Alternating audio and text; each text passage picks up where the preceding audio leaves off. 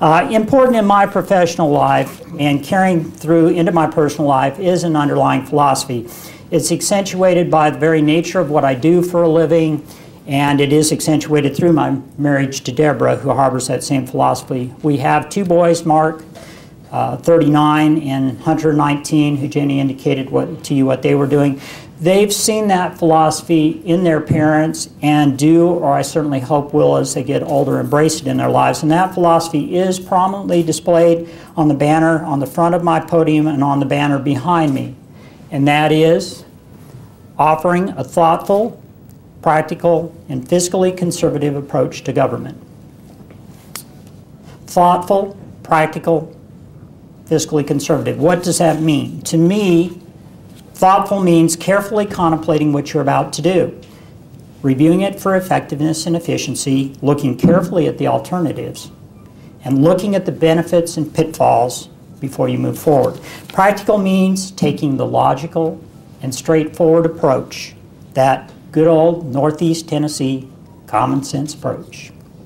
While fiscal conservatism, certainly a much more difficult definition because it is a term that means a lot of different things to different people. I'm going to walk you through briefly what my thoughts are regarding that. My approach is not so narrow as those who consider fiscal conservatism a matter of and request of their government simply spend no money. It is instead a careful and thoughtful application of monies. It is an application of monies that occurs only after carefully setting priorities. It is an insistence upon efficiency, as long as efficiency does not negatively impact your final desired result. Again, in city government, something that has to be considered because you're dealing with employees who you reach a point where you tax them to the point in your attempts at efficiency to where they are not able to be effective for you in what you need for them to do. It's important, I think, for a city commissioner to understand that.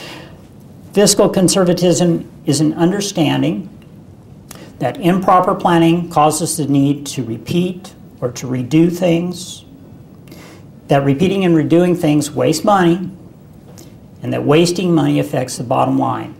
And the bottom line in government is every one of you and my wallets. Money is wasted when you don't plan properly, and it ends up costing the taxpayers more money. So that's going to be something that's going to be a focus of mine within the realm of being fiscally conservative. And importantly, because an elected commissioner has a responsibility to advance the community, it is a philosophy that does not, and I'm going to repeat, it does not preclude capital investment in my mind. Instead, it incorporates the premise that certain capital investments are not only acceptable but desirable and necessary for a community to reach its potential. Johnson City does have some unmet needs, and particularly where addressing those needs represents at the same time an opportunity to advance economic development, the weaving of capital investment thoughtfully considered and practically applied fits into the scope of a fiscally conservative individual.